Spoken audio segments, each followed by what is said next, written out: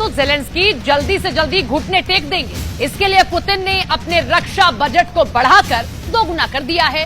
Putin ने कह दिया है कि रूस के हथियार गोदाम खाली नहीं रहने चाहिए। हाल ये है कि रूस की आर्म्स फैक्ट्री पहले जितना गोला बारूद 1 साल में बनाया करती थी, अब उतना उत्पादन तो वो 1 महीने के भीतर कर रही है।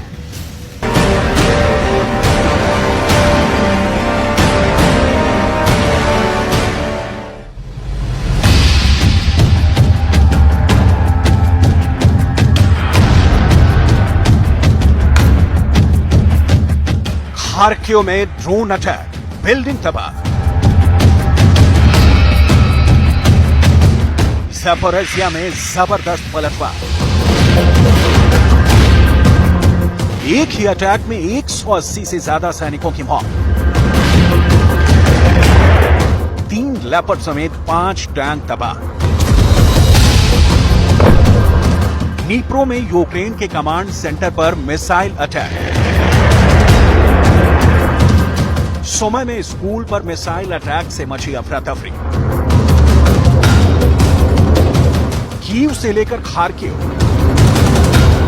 ज़पोरिज़िया से लेकर सुमा, खेरसोन से नीप्रो तक रूस ने यूक्रेन पर 2 गुना ज्यादा बमबारी शुरू कर दी।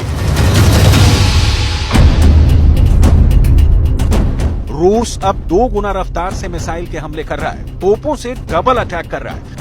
मकसद साफ है, ज़ेलेंस्की को जल्दी से जल्दी घुटने के बल बैठने पर मजबूर कर देना।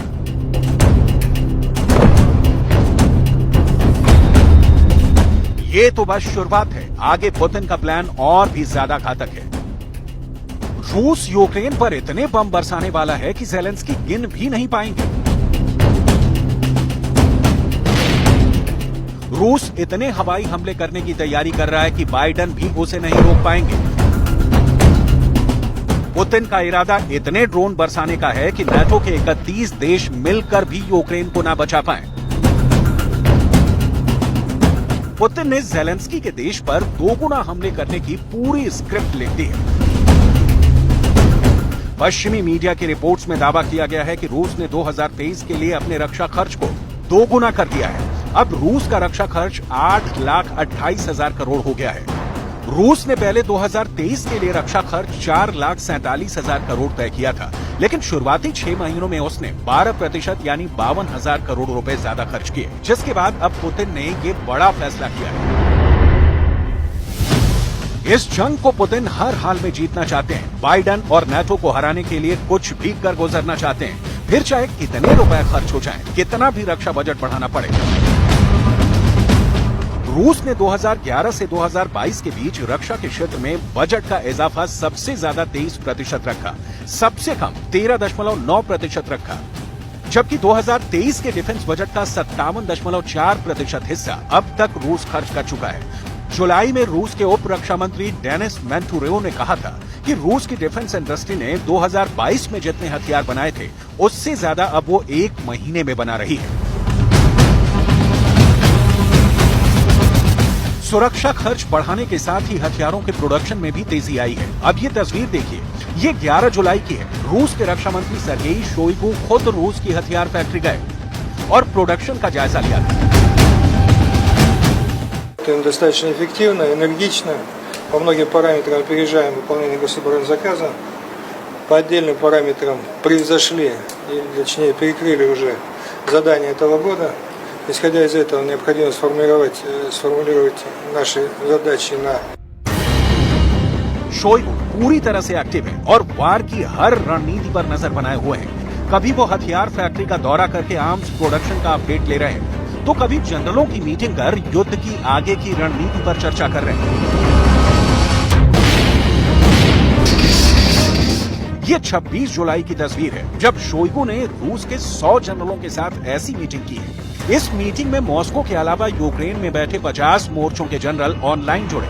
सबने अपनी बात बताई, सबको पुतिन का एजेंडा बताया गया और फिर जो बातें इस मीटिंग से बाहर निकली, उनके बिग पॉइंट यूक्रेन को बहुत डराने वाले हैं। ज़ेलेंस्की को पुतिन के रक्षा मंत्री के इस मीटिंग का रिजल्ट पता चलेगा तो मुमकिन है कि वो अपनी राजधानी कीव छोड़कर कहीं और पनाह लेने को मजबूर हो जाए। रूस के हमलों की गंभीरता समझनी है तो शोइगु का ऑर्डर देखिए। पुतिन के कहने पर जो इमरजेंसी मीटिंग बुलाई गई, उसमें सर्गेई शोइगु के सामने रूस की सेना के 100 बड़े जनरल हाजिर हुए। इस मीटिंग में शामिल 50 जनरल यूक्रेन में तैनात हैं और उन्होंने यूक्रेन में चल रहे स्पेशल ऑपरेशन की रिपोर्ट ऑनलाइन की।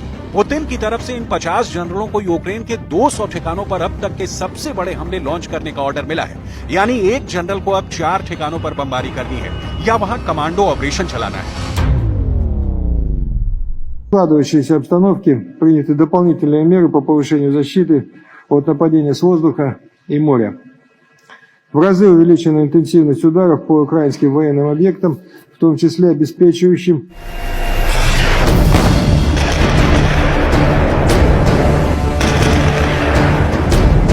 यूक्रेन पर हो रहे हमलों से जाहिर है कि रूस का रक्षा बजट ज्यादा ही बढ़ना था ताकि उसकी सेना को गोले बारूद की कमी ना हो। पश्चिमी मीडिया की रिपोर्ट की माने तो रक्षा बजट बढ़ाने के लिए पहले ही रूस में स्कूल, अस्पताल और सड़कों से जुड़े बजट को कम कर दिया गया था। अब दूसरी इंडस्ट्रीज के फंड में भी कटौती का अनुमान लगाया जा रहा है। नेटो पर तो दबाव बहुत ज्यादा है। यूक्रेन में चल रहे युद्ध की वजह से रूस के आसपास के देशों ने तेजी से अपनी सुरक्षा में खर्च को बढ़ाना शुरू कर दिया है।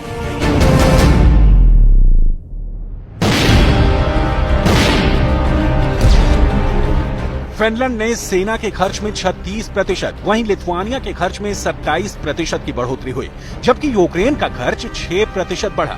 जंग के बीच यहां 36 लाख करोड़ से ज्यादा का बजट रखा गया है। बम और मिसाइलों के हमलों को देखकर अंदाजा लगाना मुश्किल होता है कि इसमें कितना खर्च होता है। तो एक मोटा मोटा अंदाजा समझ लीजिए कि तोप का एक बड़ा गोला 2 से 3 लाख रुपए में आता है, जबकि एक विमान को गिराने वाली मिसाइल 10 करोड़ रुपए तक की हो सकती है।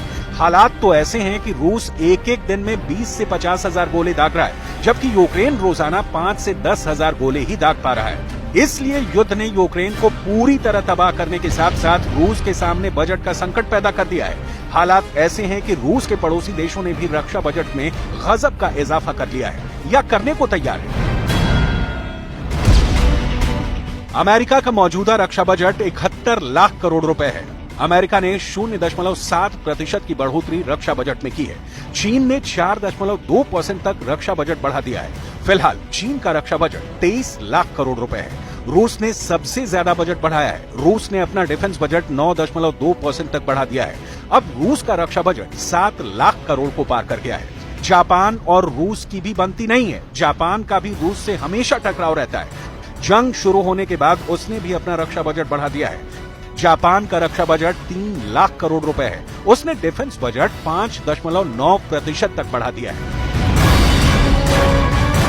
सिप्री यानी Stockholm International Peace Research Institute की रिपोर्ट के मुताबिक दुनिया ने 2022 में डिफेंस और हथियारों पर 2.24 ट्रिलियन डॉलर यानी 183 लाख करोड़ रुपए खर्च किए थे। इसमें कोई शक नहीं कि रूस ने अपना डिफेंस बजट बढ़ाया तो ज़ेलेंस्की ने अपनी सेना को मजबूत करने के लिए सरकारी खजाने का दरवाजा खोल दिया है, जिसे पश्चिमी देशों से लगातार फंड मिल रहे हैं। इसी का नतीजा है कि जंग को करीब 1.5 साल होने वाले हैं और रूस को अब तक यूक्रेन में वो जीत नहीं मिली जिसका पुतिन ने दावा किया था। उल्टा रूस की सेना को यूक्रेन की आर्मी से कड़ी टक्कर मिल रही है। हालांकि इसकी बड़ी वजह यूक्रेन के डिफेंस बजट में इजाफे से ज्यादा यूक्रेन को अमेरिका समेत नेटो देशों से मिल रहे हथियार हैं। अकेले अमेरिका ही यूक्रेन को लाखों करोड़ रुपए का पैकेज युद्ध शुरू होने के बाद से दे चुका है। इसी मदद के दम पर ज़ेलेंस्की की सेना पुतिन की आर्मी पर हमले कर रही है। युद्ध का नतीजा क्या होगा ये फिलहाल कोई नहीं जानता। रूस का दावा था कि जंग कुछ महीने में यूक्रेन की हार के साथ खत्म हो जाएगी, लेकिन 2022 तो छोड़िए 2023 में भी जंग के खत्म होने के कोई आसार दूर दूर तक दिखाई नहीं दे रहे हैं। ऐसे में सवाल है कि क्या ये युद्ध 2024 में जारी रहेगा।